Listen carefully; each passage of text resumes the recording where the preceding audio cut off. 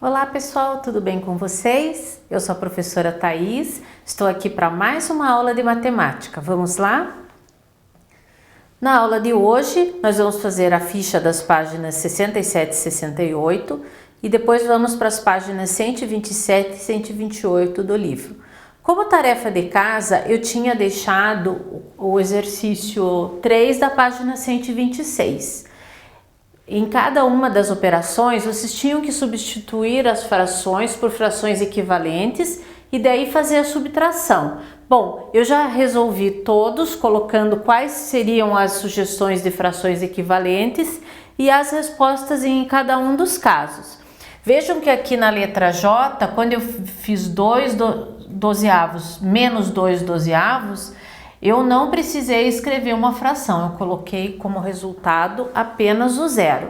Bom, eu sugiro que vocês deem uma pausa agora no vídeo e olhem todas as respostas e verifiquem se foram as mesmas que vocês encontraram, tá? Nós vamos prosseguir porque temos muitas coisas mais para ver na aula de hoje. Então, nós vamos agora para a ficha da página 67, que também tem alguns exercícios com operações sobre frações. Exercício 1, complete os espaços com a fração e a representação que está faltando nas igualdades para deixá-las verdadeiras, tá? Então, aqui, ó, a gente tem a adição da fração 1/6, com uma fração que a gente não sabe qual que é e também não está pintada aqui no desenho, e a resposta são 4/6, tá? Como o total deu 4/6, eu posso dizer que a fração aqui tem denominador 6 também, tá? E 1 mais quanto que dá 4 é 3. Então, a fração que está faltando aqui é a fração 3/6, e daí eu preciso pintar 3 dos pedacinhos em que essa barra está dividida, tá? Ao lado, nós temos retângulos divididos em 9 partes iguais. Então, eu não sei quantas partes precisam estar pintadas no primeiro retângulo, mas eu sei que somando com 1/9, eu tenho como resultado 7/9. Então, eu posso colocar como denominador o 9 e o número que somado com 1 dá 7 é 6, então eu preciso pintar 6/9 aqui. Aqui é uma subtração, tá? Então eu tenho, aqui eu também não sei quanto eu tenho que pintar e também não sei qual é a fração. Mas eu vejo que os denominadores são 9, então o denominador aqui também será 9, tá? Agora, qual é o número que, feito menos 1, subtraindo 1, o resultado é 7? É 8, 8 menos 1 é 7. Então, a fração aqui é 8/9 e eu vou pintar 8 espaços aqui. Aqui, todos os denominadores são 7, então eu vou pôr um 7 aqui também, tá? Qual é o número que, subtraindo 4, é igual a 3? É 7. 7 menos 4 igual a 3. Então, a fração aqui é 7/7, ou seja, eu vou pintar toda a figura, todos os pedacinhos nos quais ela está dividida. Exercício 2. Na soma abaixo, você deve preencher os espaços com os números 2, 3, 4 e 5. Pode repetir somente um deles para construir duas frações com o mesmo denominador. E agora?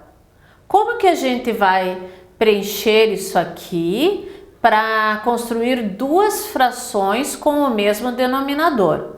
Então, eu vou escolher um desses números, tá? Como pode ser o 3 ou o 4, e vou construir duas frações com o mesmo denominador.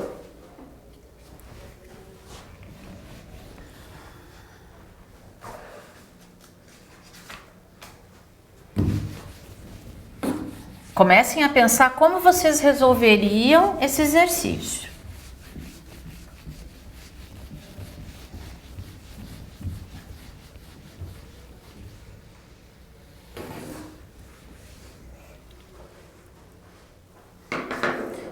Para que a gente faça a adição aqui, a gente tem que ter duas frações com o mesmo denominador. Então, como diz o enunciado, você pode repetir um deles, tá? E você vai fazer uma adição. Então, vamos fazer aqui essa adição. E tenho que usar os números 2, 3 e 4 e repetir um deles. Então, eu vou escolher o 4, tá? E daí vou fazer 3 quartos mais 2 quartos. E o meu resultado foi 5 quartos. Veja que eu obedeci ao que foi sugerido no enunciado e ainda obtive um número que foi citado como resultado aqui nessa adição. 3 quartos mais 2 quartos igual a 5 quartos. Agora preencha de forma a fazer a menor soma possível. Represente o resultado em fração e número decimal, tá? Para fazer a menor soma possível tem que ser um número muito pequeno. Para ser um número muito pequeno, eu tenho que colocar eu posso colocar como denominador o maior número que eu tenho, tá?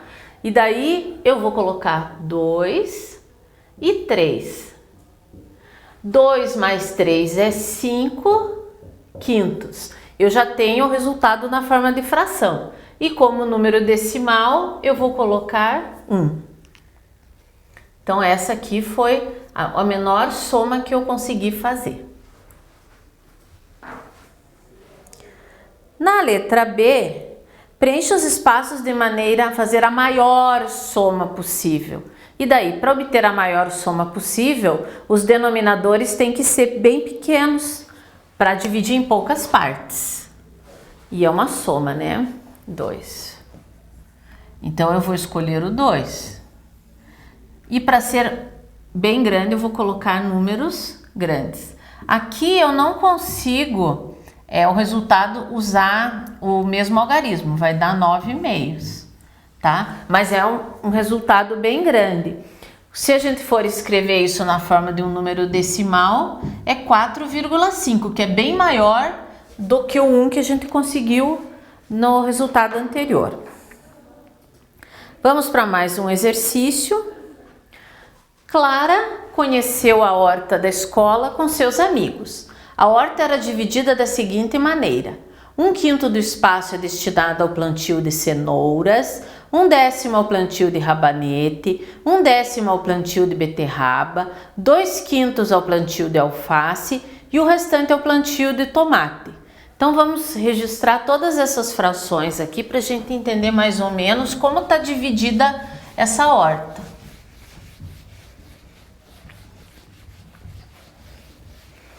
Então, tem uma fração ali que a gente não conhece, que é a última, que diz o restante, ao plantio de tomate.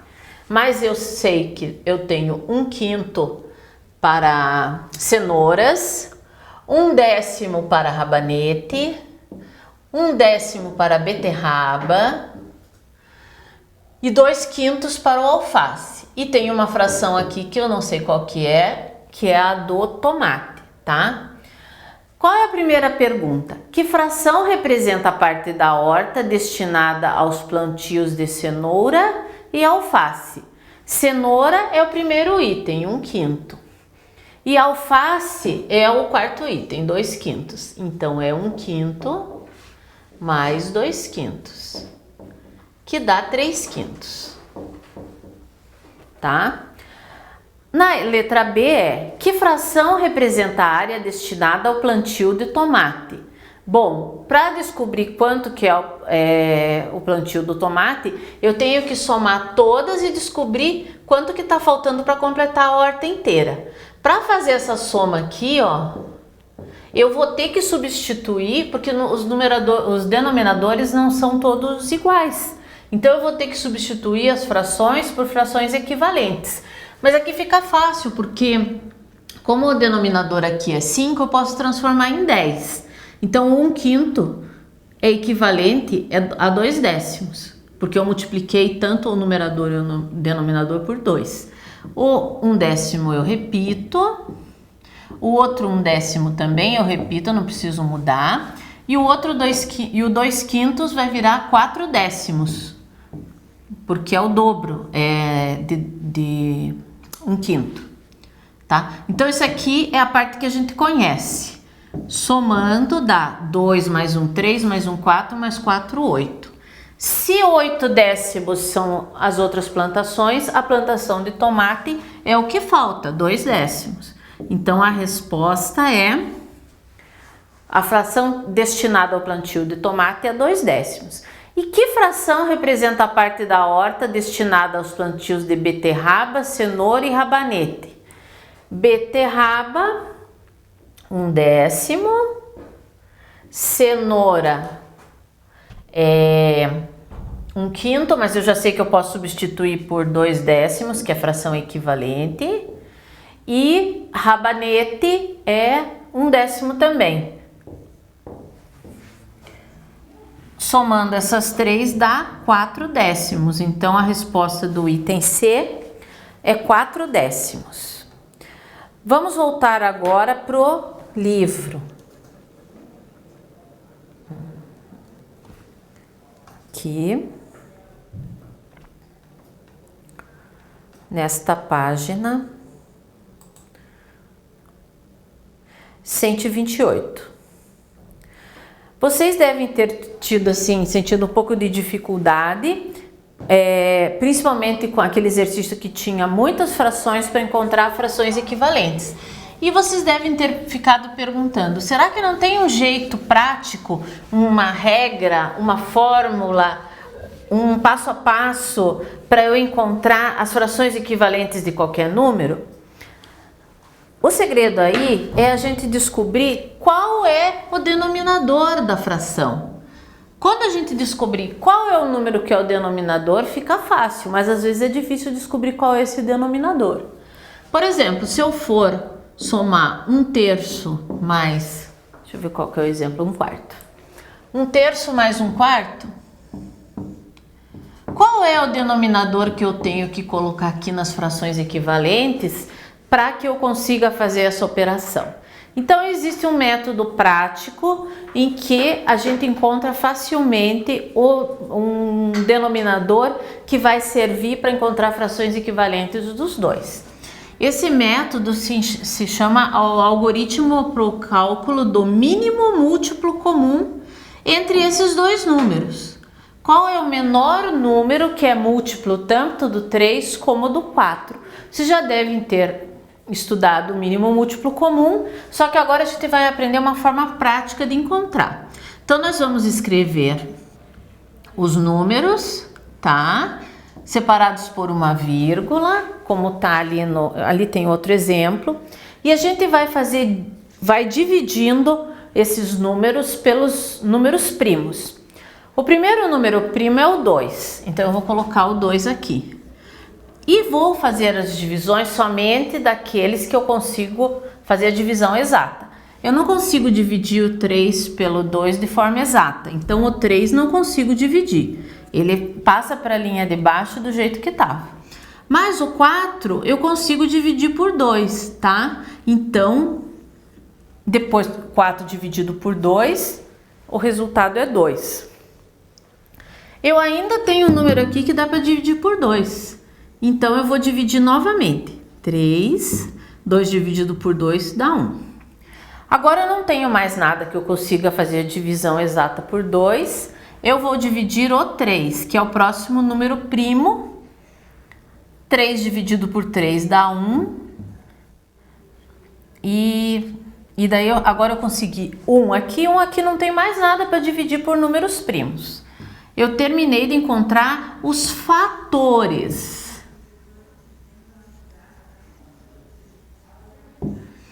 Agora eu vou multiplicar o 2 vezes o 2 vezes o 3. 2 vezes 2, 4 vezes 3, 12. Pronto, eu encontrei o MMC, é 12. Eu sei que o 12 é um denominador que vai servir para eu encontrar frações equivalentes tanto para 1/3 como para 1/4. Isso é verdade, eu consigo transformar o 3 em 12 multiplicando por 4. Então, eu multiplico o 1 por 4 e encontro 4. Da mesma maneira, o 4 eu transformo em 12 multiplicando por 3. Então, aqui eu também vou multiplicar por 3. Agora, eu posso fazer a soma, o que dá 7/12. Essa página do livro explica e tem até o exemplo de como fazer, encontrar o mínimo múltiplo comum entre o 5 e o 10 ali também. E vocês vão ver que o mínimo múltiplo comum entre o 5 e o 10 é o próprio 10, como mostra aqui. Assim, as frações equivalentes, quando eu precisar encontrar equivalentes com denominadores 5 e 10, eu vou usar o denominador 10, tá? Aqui tem mais uns exemplos, eu acho que vocês devem ler essa parte do livro e ver como que é feito. E daí na página 128, a gente tem mais algumas operações, só que dessa vez vocês podem usar esse método para encontrar o denominador da fração que vocês vão usar para fazer a operação quando as duas frações não têm o mesmo denominador, tá? Eu não vou fazer o primeiro, porque a gente já fez o 3 e o 4 e sabe que o MMC é o 12, tá? Eu vou fazer a letra B, que é 1/5 mais 3/2. Então, primeiro eu quero somar 1/5 mais 3/2, ó.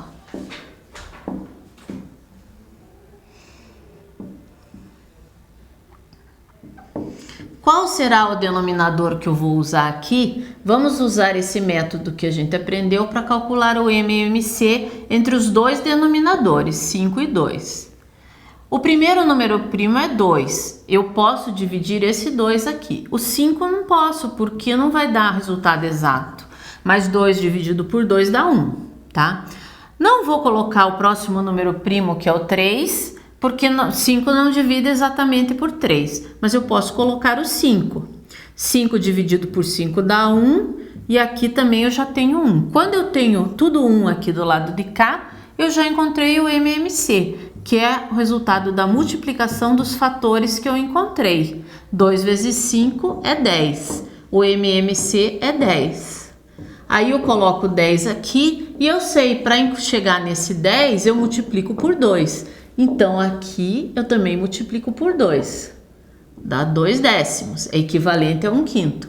E aqui, para chegar no 10, eu multiplico por 5. Então, eu também vou multiplicar por 5. 3 vezes 5, 15. E o resultado é 2 mais 15, 17 décimos, tá?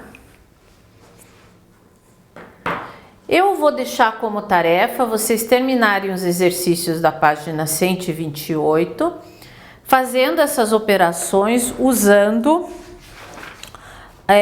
o MMC para resolvê-las, tá?